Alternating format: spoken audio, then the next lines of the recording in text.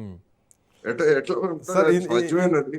ఇందులో కోమటిరెడ్డి చరిష్మా వేరు అని చెప్పే ప్రయత్నం దీనిలో కనిపిస్తోందా అన్నది ఆయన మాటల్లో కొంత అర్థమవుతుంది. ఎందుకంటే పార్లమెంట్ ఎలక్షన్స్ క్యాంపెయినింగ్లో ముఖ్యమంత్రి తర్వాత మళ్ళా అట్లాంటి ముఖ్యమంత్రి నల్గొండ ముఖ్యమంత్రి కోమటిరెడ్డి వెంకటరెడ్డి అని చెప్పేసి ఎన్నికల ప్రచారంలో ముఖ్యమంత్రి మాట్లాడారు. మోరోవర్ అంత రెస్పెక్ట్ చేసినటువంటి వ్యక్తి మీద గతంలో హోంగార్డులు అన్నటువంటి కామెంట్లు కూడా పరోక్షంగా కోమటిరెడ్డి వెంకటరెడ్డిని అన్నది ముఖ్యమంత్రి తెలిసినటువంటి విషయం. ఆ తర్వాత కోమటిరెడ్డి వెంకటరెడ్డికి భారీ ఎదురు దెబ్బ ఎక్కడ తగిలిందంటే ఎస్ఎల్బీసీ విషయంలో. ఎందుకంటే దాన్ని కంకణంలా కట్టుకున్నారు, అది చేయలేకపోయారు. ఇప్పుడు కూడా మళ్ళీ 3 ఏళ్లలో పూర్తి చేస్తామన్నారు. అవుతుందా కాదనేది అది ప్రకృతి కాలం నిర్ణయించాల్సినటువంటి అంశం. బట్ ఈ అంశాలన్నిటితో పాటు ఈ మధ్య కాలంలో కోమటిరెడ్డి వెంకటరెడ్డిపై వస్తున్నటువంటి కొన్ని కథనాలు కానీ, గతంలో వచ్చినటువంటి కథనాలు కానీ, లేదంటే ఆయనకు సినిమాటోగ్రఫీ మంత్రిత్వ శాఖ పేరుకే ఇచ్చారు కానీ దాంట్లో పూర్తి పెత్తనం అనేది లేకపోవడం, సీఎంఓనే డైరెక్ట్ ఇన్వాల్వ్ కావడం, సీఎంఏ ఇన్వాల్వ్ కావడం. సో ఇవన్నీ అంశాలు కూడా కోమటిరెడ్డి కాలం గడుస్తుంటే కొంత ఆయనలో ఒక భావన పెరుగుతుంది, ఇక ప్రజల్లో ఉండడమే మేలన్నటువంటి నిర్ణయానికి వచ్చారనుకోవచ్చా? ఏదైనా అనుకోవడానికి అవకాశం ఉంది. ఎందుకంటే ఇప్పుడు 2 తెలుగు రాష్ట్రాల్లో ఉన్నటువంటి ప్రభుత్వాలు ఎదురెత్తున్నాయి. ఏటికి ఎదురెత్తున్నాయి. చేసినటువంటి వాగ్దానాలను అమలు జరపలేక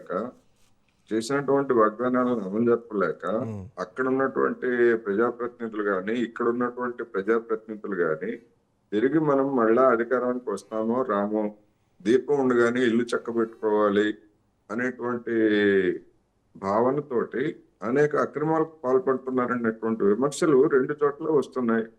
దానికి మనకి ఆ, మంత్రుల మధ్య, ఎమ్మెల్యేల మధ్య, లేకపోతే ఇతర మధ్య వచ్చినటువంటి కొన్ని ఉదంతాలే మనకి కొన్ని. ఇప్పుడు ఉదాహరణకు కొండా సురేఖ, రెస్ట్ ఆఫ్ వరంగల్ జిల్లా కాంగ్రెస్ నాయకత్వం, అదేవిధంగా కొండా సురేఖ, మన కడియం శ్రీహరి గారు, మొన్న తుంగతుర్తిలో మందుల సామేలు, మన రాజగోపాల్ రెడ్డి గారు, ఇంకా ఇవన్నీ ఏంటంటే ఆ తెలంగాణలో ఉన్నటువంటి సిచ్యువేషన్ కి కొన్ని సిమ్టమ్స్. ఒక జబ్బు ఒక జబ్బు అనేటువంటివి ఇట్లాంటి సిమ్టమ్స్ ద్వారానే బయటపడుతుంది.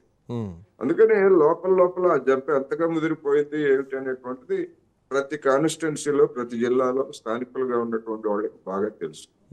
అందుకని అటువంటి పరిస్థితుల్లో అటువంటి పరిస్థితిని ఆయన ఏమన్నా ఊహించారా?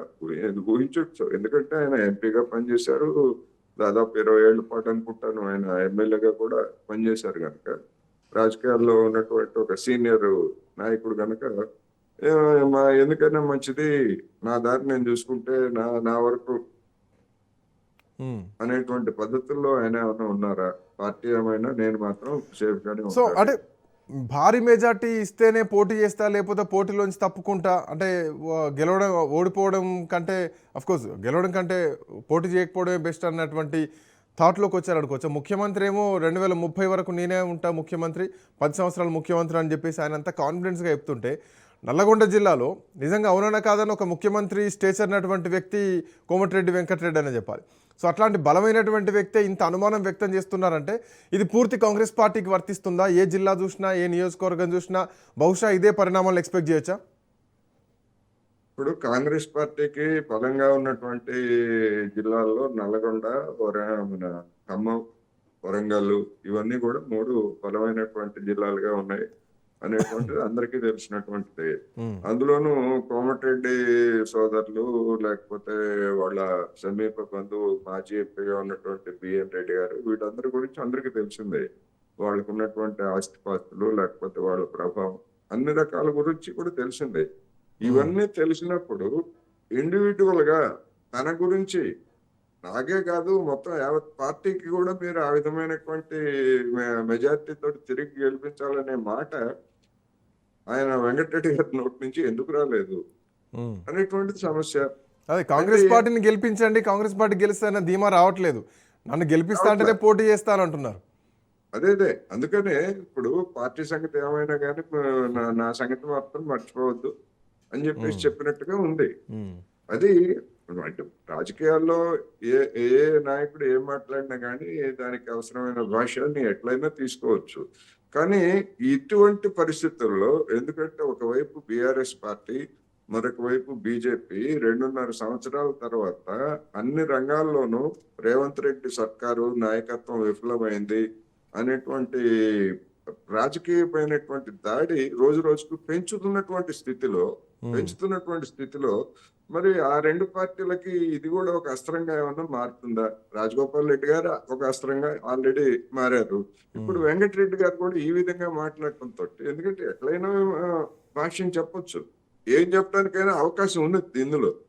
అందుకని ఎవరైనా అటువంటి భాష్యం చెప్పి అటువంటి విమర్శలకు దిగితే వాళ్ళని మనం తప్పుపట్టాల్సినటువంటి పని కూడా లేదు.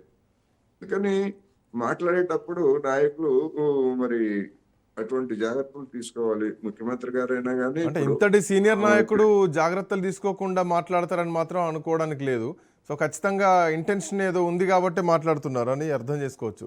సో ఇప్పటికే కొంతమంది మాకు కనీసం నియోజకవర్గానికి డబ్బులు ఖర్చులకు కూడా డబ్బులు రావట్లేదు, పెళ్లిళ్లకు చావులకే బోర్డు అవుతుంది, అక్కడ కూడా డబ్బులు వాటికే సరిపోతుంది మా ఎమ్మెల్యేలకు గెలిచి అని కొంతమంది మహబూబ్ నగర్ నుంచే కామెంట్లు చేసినటువంటి ఎమ్మెల్యేలు ఉన్నారు. సో ఇందులోనే మళ్ళా కుంపట్లు ఉన్నాయి. ఇందులో టీడీపీ నుంచి వచ్చినటువంటి కాంగ్రెస్ వర్గం ఒకటైతే కనుక, అసలైనటువంటి కాంగ్రెస్ వర్గం ఒకటైతే కనుక, పార్టీ ఫిరాయించినటువంటి చెప్పుకునేటువంటి కాంగ్రెస్ వర్గం ఇంకొకటి ఉంది.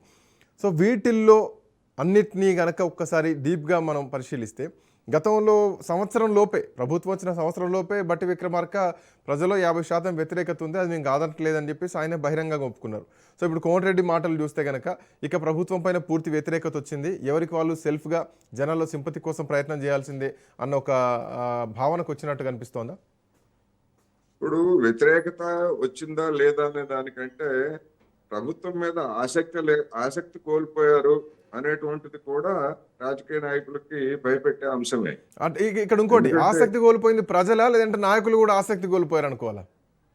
నాయకుల మధ్య కూడా ఉంటది. నాయకులు ఇప్పుడు తుంగతుర్తి పంచాయతీ లేకపోతే ఇతర అనేక చోట్ల నామినేటెడ్ పోస్టులు భర్తీ చేయకపోతే మరి దానికోసం కాచుకొని ఉన్నటువంటి వాళ్ళు 2.5 సంవత్సరాలుగా కాచుకొని ఉన్నటువంటి వాళ్ళు, మీరు ఎమ్మెల్యేలు, ఎంపీలు లేకపోతే మంత్రులుగా ఉన్నటువంటి వాళ్ళు మీరందరేమో అధికారం చెలాయిస్తారు, నామినేటెడ్ పోస్టులు కూడా మాకు ఎవరా, మేము చేసిన తప్పేంటి అనేటువంటిది ఇప్పటికే ఆల్రెడీ స్టార్ట్ అయింది.